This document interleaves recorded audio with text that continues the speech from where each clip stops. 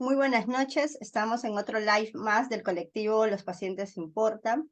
Esta vez, este mes estamos conmemorando y visibilizando varias enfermedades raras, entre ellas lo que es hipertensión pulmonar. El 5 de mayo se celebró y visibilizó el Día Mundial de Hipertensión Pulmonar. Así que por esta ocasión tenemos a Salvador Calderón Barbero. Él es escritor, vicepresidente de la Fundación contra la Hipertensión Pulmonar, y también tiene un diagnóstico de hipertensión pulmonar. Salvador, bienvenido. Muchísimas gracias por aceptar la invitación para poder conversar un poco sobre tu vida, un poco sobre este tema del diagnóstico y lo que va más allá del diagnóstico de hipertensión pulmonar, ¿no? ¿Qué se hace después de tener un diagnóstico así? Bienvenido y muchas gracias. Hola, buenas noches, bienvenido. Muchas gracias por invitarme a estar hoy aquí con vosotros. Y bueno, solo decir que soy afectado de hipertensión pulmonar, como bien has comentado, Alicia. Soy padre de afectadas de hipertensión pulmonar y bueno, y soy vicepresidente nacional de la Fundación contra la Hipertensión Pulmonar. Y entonces, pues, la verdad que el diagnóstico, como bien sabéis, ha sido un poquito complicado, porque, bueno, pasa, yo pienso que igual que aquí en vuestro país, ¿no? Que el diagnóstico hay que cogerlo precozmente. Y en nuestro caso, pues fue un diagnóstico, el mío y el de Definitivamente. mi hija, pues fue un diagnóstico tardío, pero bueno, tuvimos que pelear mucho. A mí me diagnosticaron la enfermedad con 38 años y cuando me la detectaron, pues la verdad que estaba ya en un estadio severo de la enfermedad, porque me daban síncope de repetición y cuando iba al hospital de aquí de Sevilla, de Andalucía, pues bueno, los médicos, como bien sabéis, lo confundían con asma, con EPOC, y era infradiagnóstico. Y entonces, pues claro, a raíz de muchas vueltas a ese hospital, pues parece ser que se le encendió la luz a un profesional y bueno, al hacer pruebas diagnósticas, pues se dieron cuenta que efectivamente lo que estaban viendo era más allá, ¿no? Y era hipertensión pulmonar. Y ya en ese sentido, pues sí es verdad que mi corazón estaba ya muy dilatado y estaba en un estadio ya clase severa de la enfermedad. ¿Cuánto te cambió el diagnóstico en tu vida, Salvador? ¿Tuviste que hacer cambios, dejar trabajo, mudarte? ¿Cuál es que afectó en sí este diagnóstico para ti? Pues sí, fue un cambio brusco, porque en esta enfermedad, como bien sabemos, te incapacita. Te incapacita. En mi caso, en el estadio ya severo que estaba de la enfermedad, pues no podía trabajar, me, me incapacitaron a ello y entonces pues tuve que buscar soluciones, ¿no? Porque aquí en Andalucía no existían lo que son centros de referencia. Centros de Ujú. referencia para esta enfermedad, que solo y únicamente estaban en Madrid o en Barcelona. Y entonces la verdad que sí fue un varapalo muy grande, tanto para mí como para mi familia, ¿no? Porque estaba en un momento de mi vida que era mecánico de coche, tenía un equipo trabajando para nosotros. Y bueno, fue un palo muy grande para toda la familia, ¿no? El diagnóstico de tener que dejar de trabajar. ¿Y cómo nace esta vocación de escribir? A partir de la enfermedad, ¿tú ya escribías? Pues mira, nace por necesidad, Alicia, porque a raíz de que me diagnosticara la enfermedad, pues pensé de que, como he dicho antes, los centros de referencia solo estaban en Madrid o en Barcelona. Y aquí en Andalucía no había equipos multidisciplinares. Y entonces se me ocurrió la idea de cómo poder llegar a conocer a médicos top de esta enfermedad, ¿no? Entonces me puse en contacto, bueno, antes que nada me formé un poquito para poder escribir un libro, porque lógicamente el escribir no es nada fácil. Pero bueno, con ganas, con ilusión, como digo yo, se sale. Para mí fue una terapia, ¿vale? Fue una terapia porque yo lo que quise con el primer libro, que es Como la vida misma lo mía, que fue el primer Que fue libro tu que, primer libro. Ujú. que escribí, pues bueno, este libro tuvo ese fin que era llegar a Madrid, conocer a médicos de hipertensión pulmonar y presentarlo y conocer a la Fundación contra la Hipertensión Pulmonar, ¿no? Que ahora es su vicepresidente. Entonces me dieron la oportunidad, mi presidente Enrique Carazo, para que lo presentara allí. Ese libro se llegó a presentar en Madrid. Yo quería poner mi granito de arena a la investigación y todo lo que se sacara por este libro iba donado para un proyecto de investigación muy grande que es Proyecto de Empatía. Pues nada, llegué a Madrid, lo presenté y ahí es donde empecé a conocer todo esta trama de la hipertensión pulmonar, ¿no?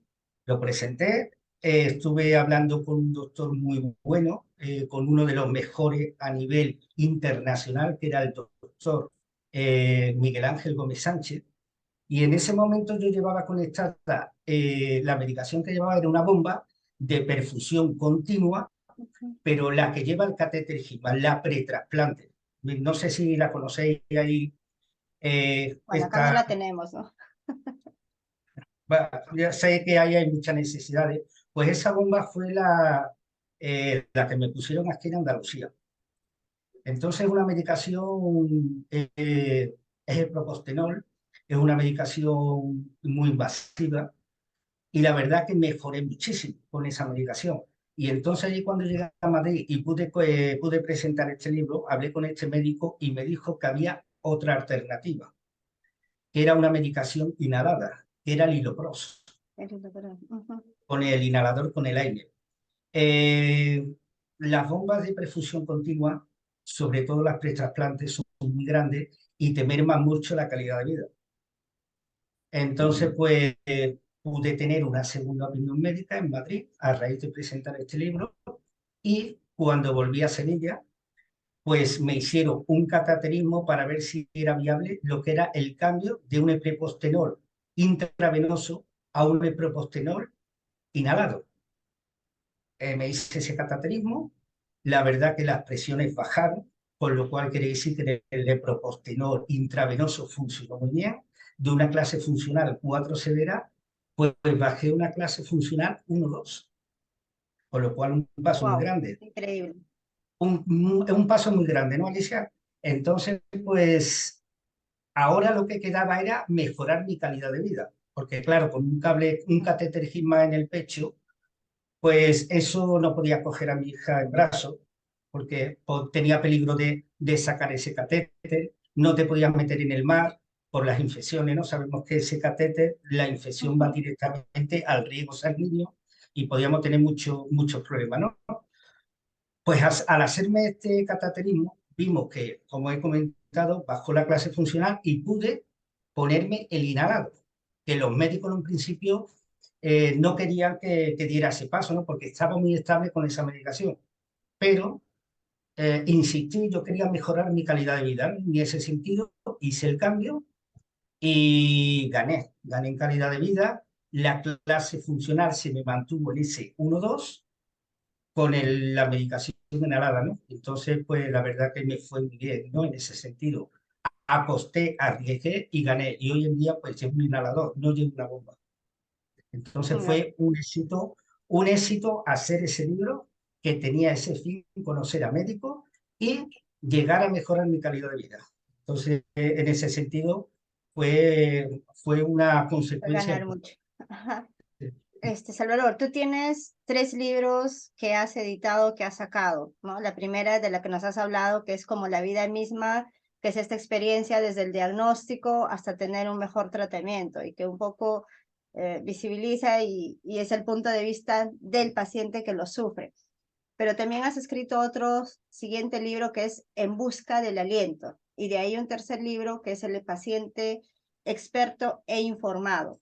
Si nos pudieras hablar de estos 2 libros más y ya para un poco ver la realidad de España, porque Salvador, creo que no lo dije eso, Salvador es de España, y a pesar de que en España hay muchos avances, que se ha progresado, pues siguen habiendo dificultades en todos los países, ¿no? Que es en torno al diagnóstico y en torno a tener el tratamiento justo o el que deberías tener, ¿no? Pero un poco hablemos de estos 2 libros más que tú has publicado.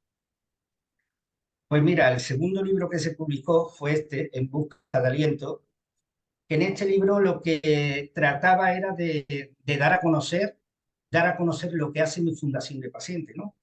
Ese soporte que se le da a los pacientes, cómo poder conseguir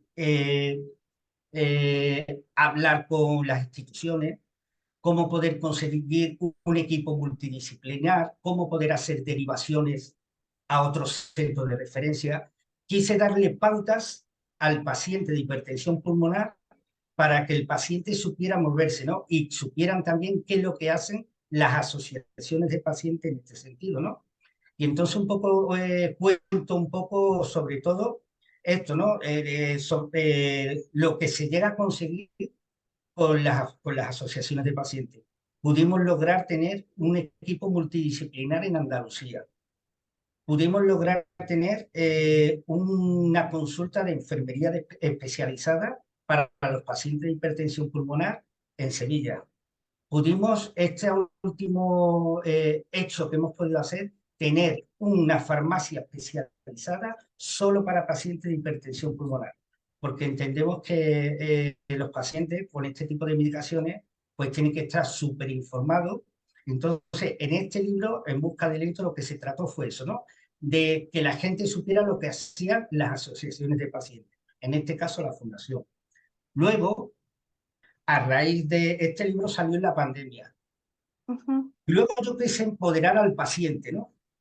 Al paciente. Entonces por eso saqué el paciente experto informado, en el cual el paciente experto e informado, el cual tuve el honor también de que participaste tú, Alicia.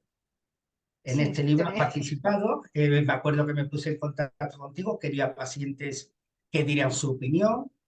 De Perú también estuvo Karina, creo que Ujú. también dio su punto de vista, y creo que también la presidenta de vuestra asociación, Marisa Rodríguez. Maritza. Ujú. Marisa, sí. Bueno, con este libro lo que el paciente, nosotros lo que, bueno, lo que pensé hacer es empoderar al paciente, ¿no? Hablé con médicos, quería darle a los profesionales su sitio, ¿no? ¿Qué opinaban de la figura del paciente experto? Porque creo que es una figura que tiene mucho que aportar, ¿no? A la sociedad.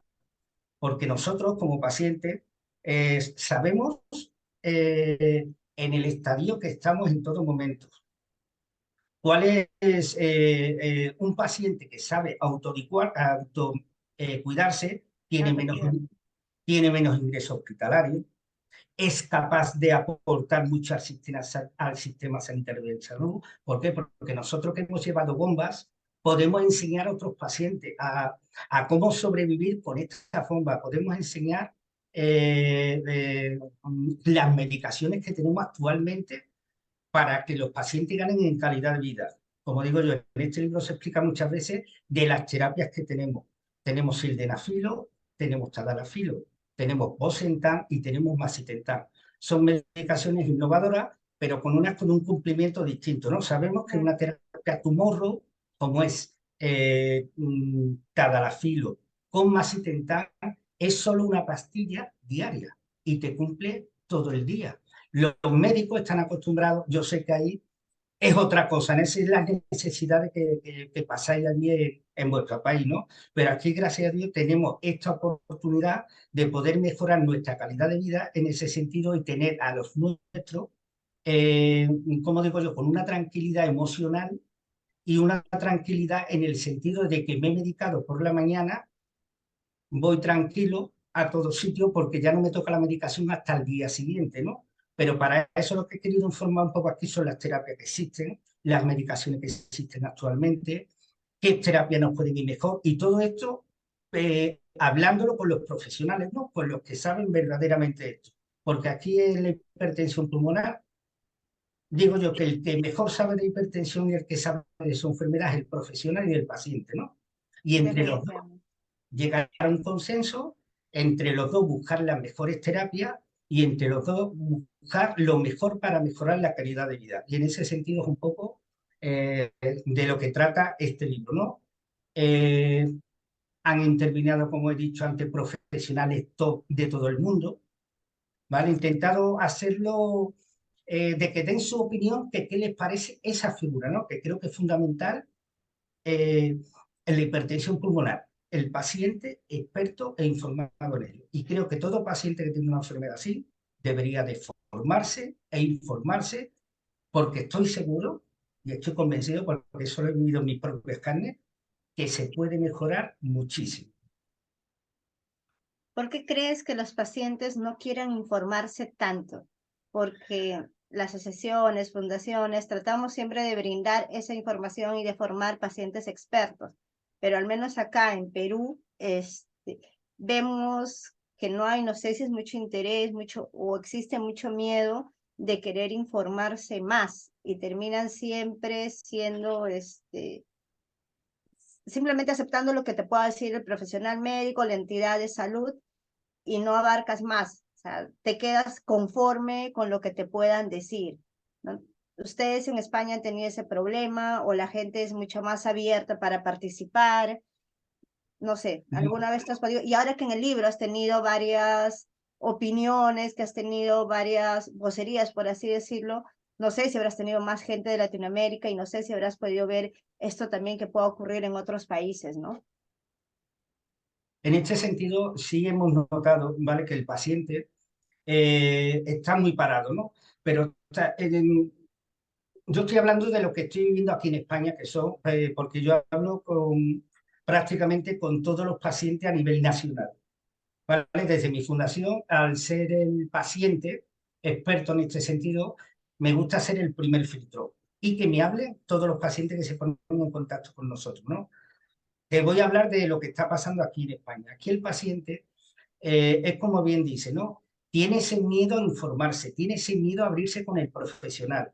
Es el miedo, la bata blanca, como le decimos nosotros, ¿no? El ponerse delante de un profesional y decirle, no me encuentro bien, tengo esto, veo esto con mis medicaciones, todavía hay que trabajarlo mucho más, ¿no? Porque el paciente, en ese sentido, no es capaz de abrirse totalmente con su profesional. Y nosotros, desde la fundación, lo que estamos intentando es eso, ¿no? Que no dé miedo hablarle, porque el profesional, hemos hablado con los profesionales y ellos mismos nos han indicado de que a ellos lo que les gusta es un paciente activo, un paciente de que le diga lo que le pasa. Es que cualquier información, por muy relevante que sea, ¿vale? A ellos le dan muchísima información. Ellos lo que necesitan es que le transmitamos. Y todavía existe ese miedo de profesional paciente, ¿no? Es lo que captamos. Sí es verdad que a raíz de todas estas experiencias hemos tenido que hacer foros entre pacientes y profesionales para que los pacientes escuchen a esos profesionales, para que lo escuchen de su propia voz, donde dicen, indican, que hablen con ellos, que se abran, que le cuenten sus necesidades, que ellos no tienen problema, porque ellos al final se nutren de todo lo que nosotros le tenemos que decir. Y eso para ellos es un aliciente más para mejorar siempre, ¿no? Porque ellos también necesitan mejorar, no se pueden estancar en ese sentido. Y entonces en España sí es verdad que poquito a poco se va abriendo, ¿no? También estamos viendo que el paciente que de largo recorrido, el paciente que ya le ha perdido ese miedo al primer diagnóstico, cuando te dicen son 3, 5 años, y empieza con sus medicaciones a, a mejorar en A ese mejorar. sentido, a mejorar y a tener una mejor calidad de vida, el paciente se relaja. Y al relajarse, pues él ya no quiere saber más allá, ¿no? Porque ya estoy bien y no quiero saber más por Porque se miedo. asusta. Exactamente. Entonces eso es lo que estamos observando, ¿no? Y yo te puedo hablar de la parte de aquí de España, ¿no? Que, con mis pacientes, ¿no? Con lo que hablamos. Yo sé que por ahí muchas veces lo hemos hablado, Alicia, de que todavía os faltan muchos fármacos, de que os lleguen, de que no está financiado, ¿no? Y entonces, pues duele, ¿no? Sé que tenéis un grave problema que aquí, gracias a Dios, No tiene. no lo tenemos, ¿no? No lo tenemos y tenemos muy buena calidad de vida en ese sentido, los pacientes que estamos hablando. y con los nuevos ensayos que van entrando, y el paciente en ese sentido se relaja, ¿no? Al saber que sus medicaciones le van entrando, van mejorando, van pudiendo hacer su día a día mejor llevadero, saben que hay proyectos detrás de investigación que van funcionando, ¿no? Medicaciones que vamos informando que están en ensayo y que van saliendo muy bien. Y entonces aquí sí es verdad que el paciente se ha relajado, porque saben que desde las asociaciones de pacientes pues estamos un poco intentando dar más información, pero ellos sí tienen medicaciones, ellos sí tienen centros de referencia, ya hay equipos multidisciplinares, ¿no? Que se están abriendo mucho en toda España por todo este movimiento que estamos haciendo entre todos, dando a conocer la enfermedad, hablando con profesionales para decirle que la hipertensión pulmonar existe, que siempre la valoren, y los profesionales están trabajando más en red y hay más información, ¿no? Y entonces la verdad que hoy en día en España ya podemos decir, mira lo que estoy diciendo, Alicia, hoy en España podemos decir que el paciente ya de hipertensión pulmonar se ha conseguido de que empieza a mentalizarse de que ya no es una enfermedad mortal, sino que poquito a poco se va volviendo crónica Crónico. con las medicaciones actuales que llevamos y las que quedan por venir. Por eso te digo que aquí en España eso es lo que está ocurriendo ahora. Sí, pues definitivamente tenemos muchos kilómetros y muchos años de atraso acá en Perú por esa falta de acceso, ¿no? O sea, acá en Perú lastimosamente no tenemos el acceso completo a lo que son los tratamientos. Entonces, la ansiedad invade muchísimo a los pacientes y el miedo se acentúa muchísimo más. Tú me hablabas que tenías solamente, cuando tú iniciaste, 2 centros de referencia. ¿Cuál ha sido el trabajo de la fundación o la importancia de ese trabajo de la fundación en de poder haber aperturado nuevas unidades multidisciplinarias? ¿Cuántos centros de referencia tienen ahora en España? Porque yo imagino que de la fecha de tu diagnóstico ahora ya tienen más centros de referencia.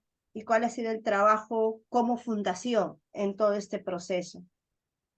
Bueno, mira, para comentarte, seguimos con los dos centros de referencia que están en Madrid y en Barcelona, pero sí es verdad que en Madrid ya existe centro de referencia de adultos y de niños, igual que en Barcelona. Lo que sí hemos abierto más equipos multidisciplinares. No son centros CESURE, pero esos equipos multidisciplinares a nivel nacional antes no existían. ¿Vale? Y Okay. entonces lo que se han abierto más equipos. Luego esos equipos multidisciplinares tienen que pedir a su comunidad autónoma poder ser un CESUR, ¿no? Presentar, como sabéis, documentación, tener profesionales formados, tener todas las especialidades, pero todavía seguimos con Madrid y Barcelona, ¿no? Pero ya a nivel nacional, muchos equipos multidisciplinares. Nuestro trabajo ha sido el siguiente como fundación. Foros, informar a profesionales. Trabajo del día a día, que es muy importante, donde cuando nos hablan los pacientes de que tienen una necesidad, nosotros nos ponemos al habla con sus doctores. Vemos si son especialistas en hipertensión pulmonar y al paciente lo que hacemos es que lo empoderamos para que sepa pedir según la clase, bueno, el grupo, el grupo en que se encuentra, pues decirle, oye, si estás en un grupo 1 o en un grupo 2, 4, oye, sabéis que hay en este tipo de grupos solo únicamente donde os pueden ver son en centros de referencia, CESURES españoles. Y entonces ahí informamos, ¿no? Y en nuestro trabajo como asociativo es lo que hacemos, nos encargamos de empoderar al paciente, de hablar con los profesionales, crear foros para poder decirle, oye, nosotros estamos aquí para dar soporte al paciente, nosotros tenemos incluso un piso donde se pueden quedar los pacientes para pasar un trasplante pulmonar, ¿no? Para cuando llega el momento de ese trasplante, nosotros como fundación le podemos ofrecer ese servicio, ¿no? Porque sabemos que un trasplante pulmonar es muy difícil de que la gente pueda pagar la estancia, ¿no? En Madrid, sobre todo, ¿no? Porque un piso vale el alquiler y mientras llega ese trasplante, pues no hay muy poca gente que lo puede soportar, ¿no? Pues nosotros le ofrecemos ese piso para que se quede la familia, ¿no? Mientras se hace ese trasplante. Hablamos con los profesionales y coordinamos cuál es la urgencia de cada paciente en ese sentido, ¿no? Si hay dos pacientes a igualdad con un trasplante pulmonar, nosotros no vamos a decidir. Hablamos con sus médicos, oye, entre estos dos pacientes, ¿cuál es la urgencia? ¿Cuál es el nivel cero para darle este piso para que sea urgente el trasplante? En fin, coordinamos con muchos equipos y dando soporte, ¿no? Soporte a los pacientes, que sobre todo, e investigación, que también desde nuestra fundación fomentamos, tenemos dos grandes proyectos de investigación ahora mismo abiertos, que es Proyecto Empathy y un proyecto de genética. Y bueno, eso es lo que hacemos desde la fundación, ¿no? Fomentar la investigación y soporte de pacientes. A mí me gustaría que nos hables más sobre estos proyectos que tienen de Empathy y Pasión de HP, cómo es que se trabaja, quiénes están metidos en este proyecto Empathy, eh, qué ha conseguido este proyecto y cuál debería ser la importancia de trabajar o de meternos también como organizaciones de enfermedades raras en lo que es el tema de investigación, ¿no? ¿Cuánto aporta el tema de investigación en este panorama? Pues mira, Proyecto Empathy es un consorcio de universidades españolas, de centros hospitalarios, en donde los investigadores, nosotros hemos ido a presentar este proyecto para nuevos tratamientos para la hipertensión pulmonar, ¿no? Entonces, le hemos dotado con unos fondos de nuestros socios para empezar a abrir un proyecto, ¿no? Un proyecto de investigación. Y en ese proyecto, pues poco a poco ha ido avanzando, ¿no? En la gala que hacemos siempre, todos los años, en la fundación, ¿no? Pues vienen los investigadores y nos dan los resultados de los avances que han tenido, porque esto es, como digo yo, desde cero, maquinaria, ratones, y de ahí vamos avanzando. ¿Vale? Que empezamos desde abajo y poquito a poco pues vamos viendo con las muestras de los pacientes, hablamos con los doctores y cada uno pues presenta un proyecto.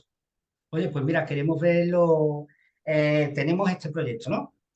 Pues nosotros lo que fomentamos es con becas para que se pueda seguir investigando y que nos presenten resultados, ¿no? Desgraciadamente, pues los resultados que hemos visto en proyectos de Empathy no han sido lo esperado, porque es complicado, ¿no? Pero sí es verdad que los investigadores siguen insistiendo, siguen mirando las opciones que hay y en ese sentido vamos avanzando. Es un proyecto que llevamos 4 o 5 años con él. Proyecto de genética este que estamos, ahora mismo estamos queremos hacer un panel genético porque hemos visto que creemos que todo viene a raíz de la genética. En mi caso, en mi caso ha sido muy importante porque yo en un principio cuando se me diagnosticó la enfermedad era una idiopática, no tenía causa conocida. No tenías causa. Ujú. La idiopática es que no se sabía la causa, ¿no? De la hipertensión pulmonar, primaria o idiopática. Luego, a consecuencia de diagnosticar a la pequeña, ¿vale? Vieron que ya no era una idiopática, sino que fue una versus heredable, porque era por la pequeña, ¿no? Tengo también otra hija con hipertensión pulmonar, que es la mayor. Y esta, gracias a Dios y gracias a los proyectos de investigación, nos hicieron una muestra genética tanto a mí como a mis hijas y nos descubrieron que nuestra hipertensión pulmonar era por una cuaporina mutada, una QP1. Y entonces eh, yo la tenía clase funcional 1-2, mi chica estaba en severa, está funcionando muy bien, está en un ensayo clínico, pero a mi mayor le hacíamos pruebas, ya no tenía hipertensión pulmonar, pero sí, ya como teníamos esta mutación, pues le estaban haciendo un seguimiento. Y al ver en una ecocardio de que la velocidad pulmonar le había variado, nos fuimos directamente a un cateterismo derecho. Y ahí le diagnosticaron la hipertensión pulmonar y fue un diagnóstico precoz. ¿Qué es lo que se trata de todo esto? De coger al paciente de hipertensión pulmonar precozmente. Y en ese sentido, en mi caso, por todo este movimiento y todos estos proyectos, pues creo que he sido el único de España que al tener esta coapolina mutada, a mi hija mayor se le pudo diagnosticar precozmente la enfermedad de hipertensión pulmonar. Hace un año de ello. Le hemos repetido el cateterismo y hemos visto que al meterlo una medicación de contención, un bloqueador del calcio, porque fue vasoreactiva, pues se ha mantenido muy bien en los valores. No le ha aumentado la hipertensión pulmonar, que la tenía una presión media de 32, pero al ser vasoreactiva le había bajado a 22, que en los estándares de 22 hace poco no se consideraba hipertensión pulmonar. Como Claro. cambiaron las guías de 25 a 20 miligramos de mercurio, pues con 22 ahora sí se considera hipertensión pulmonar. En este sentido, estos proyectos que llevamos la Fundación han servido para algo, porque en mi hija ha sido un diagnóstico precoz y, como dijo el doctor Víctor Perrone de Argentina, precozmente coger esta enfermedad y metiendo medicación de contención tiene muchas posibilidades de supervivencia y aguantar muchísimo. Entonces, estos proyectos que se llevan desde la Fundación, en mi caso, ha sido muy válido. Entonces, pues, súper agradecido a todo este movimiento que hacemos desde la investigación, ¿no? Porque uno de los investigadores que está en este proyecto nuestro, el doctor Jair Tenorio, pues fue, junto a la doctora Natalia Gallego, quien hizo este movimiento para hacer estas pruebas genéticas y nos cogió esta coapolina mutada. Así que pienso que ese es el trabajo grande que hace mi Fundación de Pacientes, Definitivamente, gran trabajo el promover tema la de mover. investigación y soporte. Y es lo Sí, que te puedo contar un poquito a grosso modo, proyecto Empathy, proyecto PASI. mira qué interesante, ¿no? O sea, definitivamente sí es loable el trabajo que ustedes puedan hacer, uno con el tema de investigación y qué interesante el tema de genética, ¿no? Yo creí que en España sí te hacían exámenes genéticos cuando te decían idiopática o primaria, justamente para descartar esto, ¿no? Pero se me hace interesante que este tipo de proyectos haya empujado más bien a ese tema. Y bueno, entrando tal vez a algo personal, una cosa es que te diagnostiquen a ti como paciente una hipertensión pulmonar, pero yo imagino que debe ser más difícil que a tus hijos les diagnostiquen hipertensión pulmonar. ¿Cómo ha sido ese proceso para ti y cuál sería la recomendación para aquellos papás que tienen hijos con hipertensión pulmonar que a veces no siempre entienden? Tú lo entiendes más porque eres paciente, pero hay otras personas que no, al no serlos y tener solo la figura de cuidador, a veces es más difícil entender por la complejidad que es hipertensión pulmonar, ¿no? La complejidad que tiene esta enfermedad con los pacientes. Yo en ese sentido le digo a estos padres, ¿no? Que los niños, yo hoy sé que la hipertensión pulmonar la he tenido desde niño. Hoy lo sé, porque al estar medicado vi ese cambio. Y entonces entendía todo lo que me sucedía atrás. Por lo tanto, la hipertensión pulmonar siempre existió desde el principio.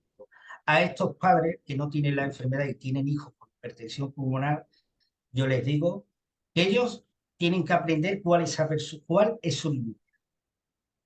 Tiene que intentar siempre buscarle todas las facilidades, que es difícil cuando son niños, pero intentar educarlo. Oye, por ejemplo, si tienes que subir unas escaleras, no las subas del tirón, vamos a ir paso a paso. Si tengo que coger peso, pues oye, vamos a hacerlo poquito a poco. Tiene que entender cuál es su límite para que él, antes, porque el cuerpo humano es muy sabio, eso lo he visto yo en mis hijas, porque sobre todo en la pequeña, porque ella sabía cuál era su límite, porque ya iba viéndole cosas que me habían sucedido, ellos sabían hasta dónde tenían que llegar y se paraban, porque el cuerpo lo hacía parar, porque el cuerpo humano, y eso nos pasa también a los adultos, pero sobre todo tienen que aprender cuál es su límite, dejarlos que hagan una vida normal, pero siempre explicándole, oye, te puede pasar esto. Si tú fuerzas, puede tener un síncope, si tú fuerzas, para que ellos sepan decir hasta dónde puedo llegar. Y también quiero decirles que hay esperanza, que hay medicaciones que están viniendo, que están a puntito de salir y que estoy convencido que va a llegar para ellos. Estoy súper convencido para ellos y para todos. En mi caso, yo estoy intentando abrir las puertas.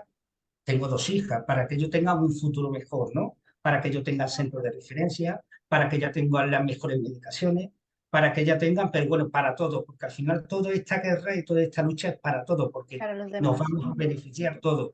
Yo lo que digo, que si sale la cura aquí o sale la cronificación aquí, tiene que trasladarse allí, porque todos tenemos derecho y todos tenemos que tener las mismas oportunidades y tenemos que tener las mismas medicaciones. Por eso le digo a esos papás de ahí que sé que es duro, sé que muchas veces es muy fácil decirlo cuando hay necesidades tan grandes ahí en vuestro país, pero que tengan esperanza, que estoy convencido de que va a salir algo nuevo y que a sus hijos eso, que los deje, pero que le hablen, que le digan lo que le puede pasar, que no le metan ese miedo, ¿no? Pero que le digan siempre, oye, tienes que hacer esto, sabemos qué es lo que te pasa, pero siempre con precaución.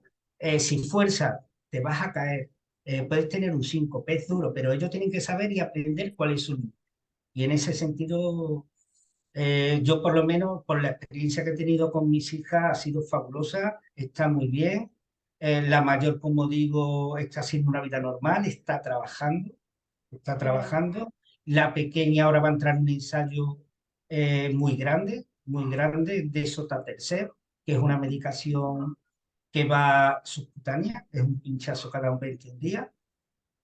Hay que promover y hay que exponer a nuestros hijos, también lo digo, porque esto es para todos, ¿no? Si sale esta medicación de ensayo, va bien para ella, va a ir bien para los A hijos todos y los para demás. los niños de ahí de Perú.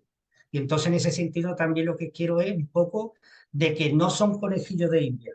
Hoy en día los ensayos están eh, súper cerrados en ese sentido y tenemos que poner a nuestros hijos ahí para que salgan medicaciones para los que vengan atrás, ¿no? Y en ese sentido, tengo mucha fe en Sotatercept, sé que va a ser una medicación revolucionaria, que está bajando las presiones casi un 50%, porque ya en el ensayo de adultos lo hemos visto. Y por eso le digo a los padres que tengan esperanza, y a vosotros, ¿no? Que estáis ahí también, ¿no? Que esto no es la hipertensión pulmonar en 10 años, que es lo que es mi lucha, ¿no? Lo que llevo yo prácticamente con el tema asociativo, con el tema del libro, para que se sepa y dar Para que visibilidad de todo conozcan más. esto, ha avanzado mucho. Y creo que también vuestro país también, porque por lo que hemos hablado, se nota, yo creo que en estos últimos 10 años ha cambiado algo la cosa. Aquí en España ha sido un cambio radical. Por eso digo yo que tenemos que seguir y tenemos que seguir todo empujando. Tenemos que hacer estos foros para siempre estar informados. Tenemos que estar retrabajando todas las asociaciones de pacientes, todos los profesionales, visibilizar mucho esto. Es una enfermedad que tenemos que dar a conocer, que no nos confunda con la hipertensión arterial, Material. Ujú. y seguir la lucha y esperanza, ¿no? Que hay proyectos muy buenos, gente, profesionales muy concienciados con la hipertensión pulmonar, tanto de aquí como de Latinoamérica. Y nada, entre todo empujar y esperar que haya un futuro mejor, por lo menos para los que vengan detrás, ¿no? Nosotros nos dedicamos a esto, a abrir puertas para que tengan mejores medicamentos, como digo, mejores profesionales y que dentro de poquito podamos decir que cerramos todas las asociaciones de pacientes, todas, porque se ha encontrado la cura. Ese es mi discurso y eso creo que es lo que deberíamos de fomentar Ojalá, todos. ojalá se dé.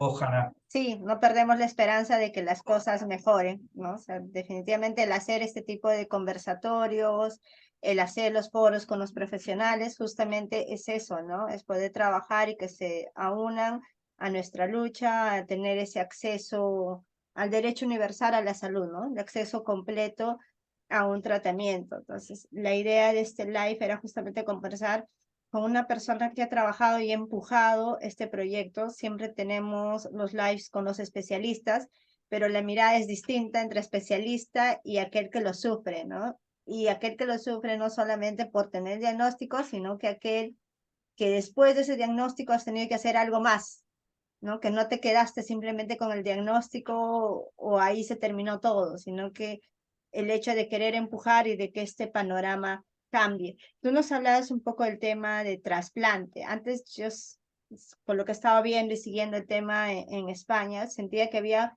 como que más empuje en el tema de trasplante, pero ahora como que ha bajado porque hay nuevos tratamientos y como que se está retrasando más el tema de trasplante, pero igual, ¿cómo es ahorita en este sentido en España, ¿no? ¿Qué tanto se trabaja también en la lucha con el tema de trasplante?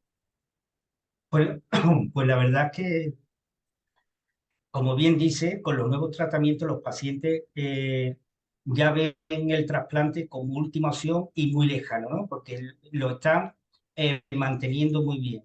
Pero sí es verdad que cuando llega la hora del trasplante, eh, el paciente que cogen con hipertensión pulmonar en un estado severo que necesita un trasplante, lo coge con más fuerza, ¿no? Porque tenemos medicamentos como este propostenol, ¿no?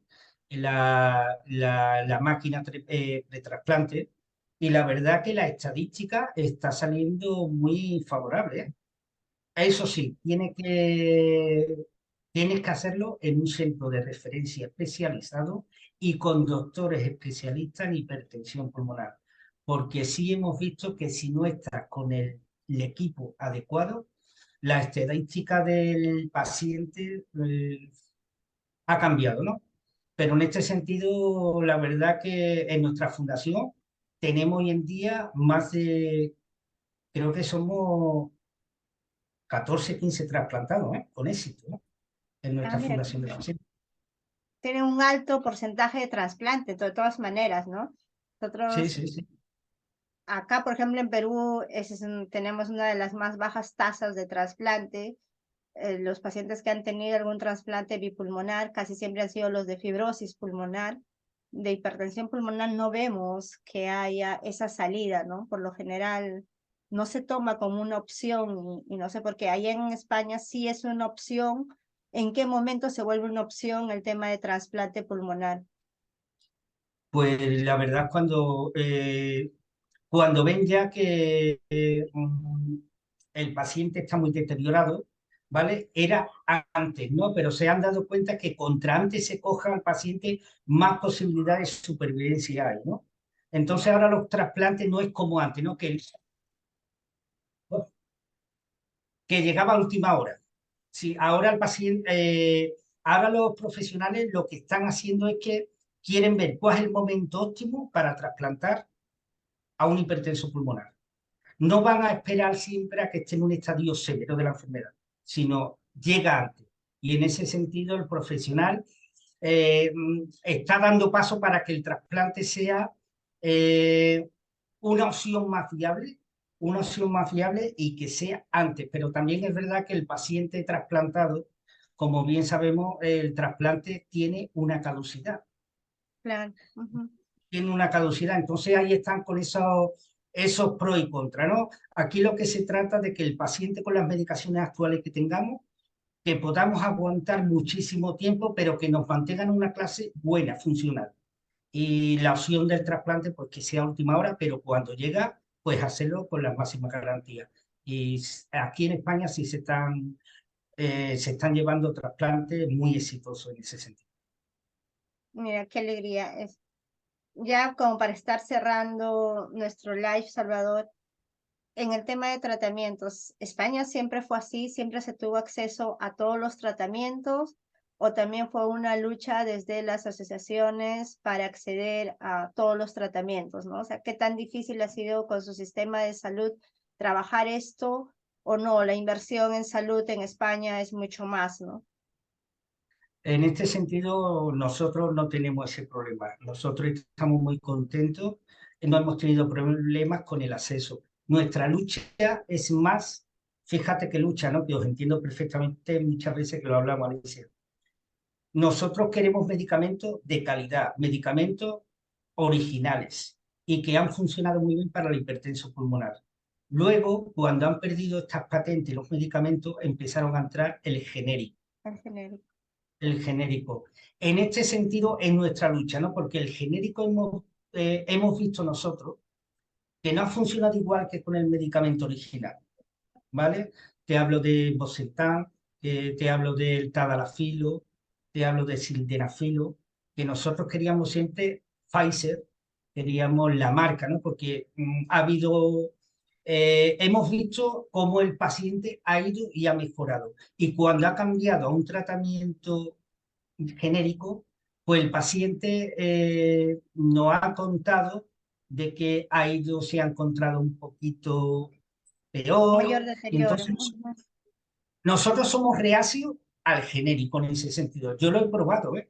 Yo hice una reivindicación de un medicamento porque yo estaba con Hilopros, como os comenté antes, primero fue la bomba, luego pasé a Hilopros, y aquí en España nosotros siempre teníamos la ampolla de Ventavis, del Ventavis. Y aquí en los hospitales pues empezaron a hacerla mediante formulaciones magistrales, esa medicación. Nos estaban transformando un medicamento que era el Hilomedin, nos lo transformaba de intravenoso a inhalado y nos lo daban en jeringuillas precargadas. Y empezamos a notar el paciente de que empezamos a bajar de clase funcional. Y es que no era lo mismo. Tuvimos que hacer una reivindicación, tuvimos que ir al Parlamento andaluz, que en este caso tuve que hacer la reivindicación, y al final era un medicamento que no se podía, no estaba autorizado para la hipertensión pulmonar, porque solo el inhalado era el Ventavis, y lo ganamos y pudimos volver a nuestro medicamento original, ¿no? Y esa es nuestra lucha, pero aquí el acceso al medicamento, tanto de prostacyclina, tanto de antagonistas, los IPD5, bueno, ahí no tenemos problema y el acceso al paciente de hipertensión pulmonar en España no tenemos problema ninguno. Nuestra lucha, el genérico, que muchas veces me Y da es esa bien rabia, difícil, ¿no? ¿no? Es bien difícil porque acá también han ingresado varios genéricos y no hay forma, o creo que el trabajo debe ser mucho más amplio en el sentido de que entiendan los que están ahí, los profesionales de la salud inclusive, ¿no? De que no es lo mismo. O sea, el médico a veces dice que es lo mismo, pero tú como paciente, tu cuerpo no reacciona y te lo dice, no tengo esta misma calidad de vida que tenía con lo otro, pero es difícil a veces hacer entender. Si el médico no lo entiende, más aquel que está sentado en una oficina para que pueda cambiar esto, ¿no? Por eso es importante, como digo yo, el paciente experto en ese sentido. Aquí en España nosotros tenemos páginas como ESIMA, que habla de los medicamentos para que se entendáis, y ahí están puestos todos nuestros fármacos, ¿no? Y ahí están legislados. Ahí si hay un fármaco que nosotros tenemos un problema, el paciente mismo tiene que saber dónde tiene que mirar y mirar en esa guía.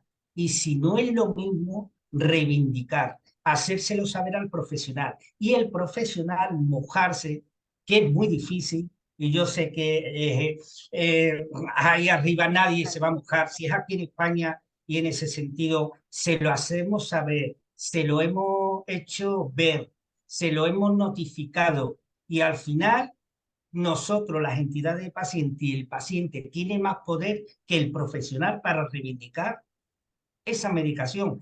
Él sabe que lo está haciendo mal, ¿no? Porque muchas veces es lo que estamos hablando, ¿no? No nos vemos que no, el mismo test de los 6 minutos hemos bajado de metros, hemos visto que los dedos incluso ya no lo notamos esa vasodilatación, nos notamos los dedos más blancos, nos sentimos más cansados y eso es porque a menor coste una medicación, algo tiene que estar, no puede ser lo mismo que la No es original. igual, ¿no? O Algo sea, hay tiene, a algo. menor coste, algo pasa. Y esa es la reivindicación, ¿no? Y el paciente en ese sentido, yo te hablo desde aquí, ¿no? Porque no manejo ese tema ahí, que sois vosotros, ¿no? Pero aquí en España hay páginas oficiales donde se miran todas estas cosas, ¿no? Y eso es lo que le digo yo a los pacientes cuando hablo por teléfono.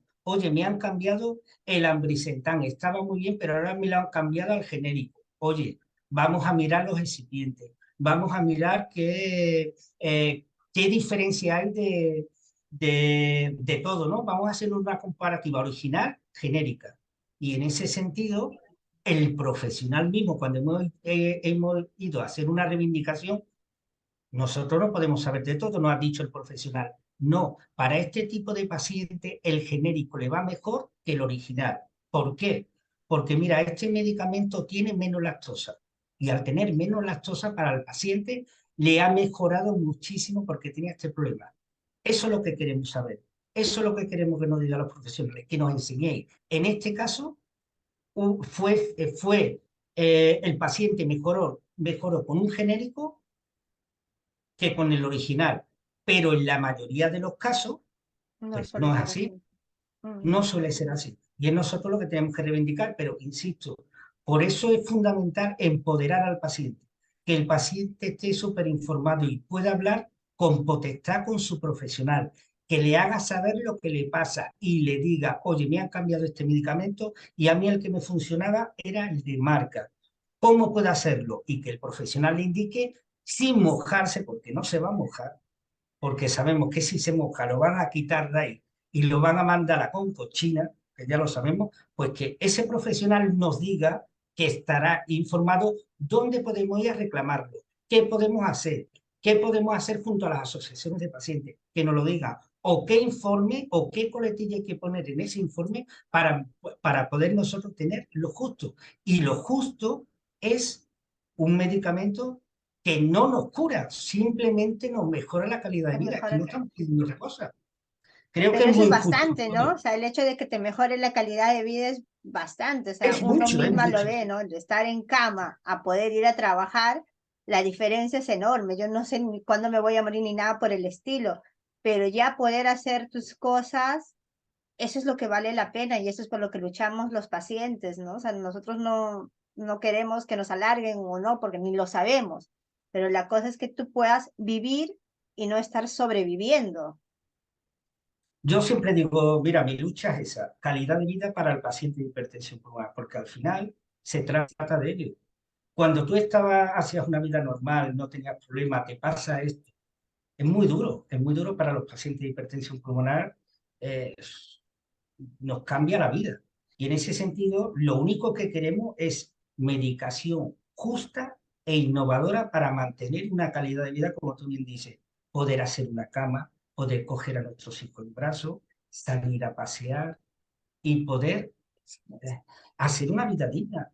Y creo que no pedimos mucho, no pedimos mucho. Entonces, Es a las nuestro derecho, ¿no? instituciones, y todos tenemos el derecho, ¿no? Aquí se trata de que el medicamento, por eso es una rabia y una impotencia que me da cuando veo lo que os pasa a vosotros, ¿no? O lo que pasa en otros países, el acceso, el acceso al medicamento, te da esa rabia, ¿no? Te da esa rabia. Por eso yo lo que quiero, lo que intentamos de la fundación, que salga algo o que salga en cualquier sitio y que podamos, que sea un medicamento que cure realmente, ¿no? Porque si hay un medicamento que cure realmente, ahí sí es cuando tendremos que unirnos todos para que todos podamos recibir ese medicamento, que es Sí, fundamental. definitivamente. Pero Bueno, ahora mismo la Salvador, situación, ya te hemos quitado creo bastante tiempo. Muchísimas gracias. Nos has dado luces de lo que se puede hacer como paciente y de lo que puedes hacer desde una fundación, que los cambios van de menos a más. Yo creo que han logrado muchísimo en España.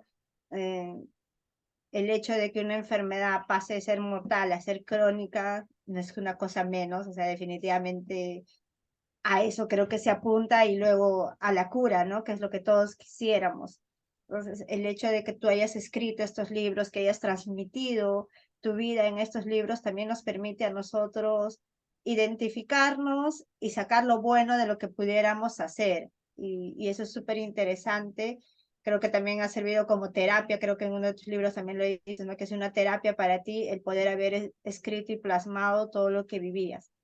Muchísimas gracias por esta hora de live. Espero volver a tenerte, espero algún día conocerte también y tus Seguro. palabras de despedida.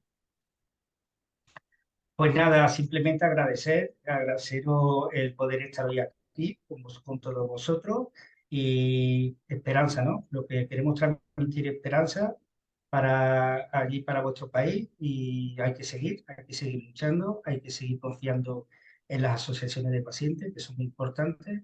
Y nada, muy agradecido a ti, Alicia, por poder acompañar hoy y nada, que muchas gracias y buenas tardes. Buenas noches. Ya estamos Buenas acá. noches. Alicia, un placer como siempre.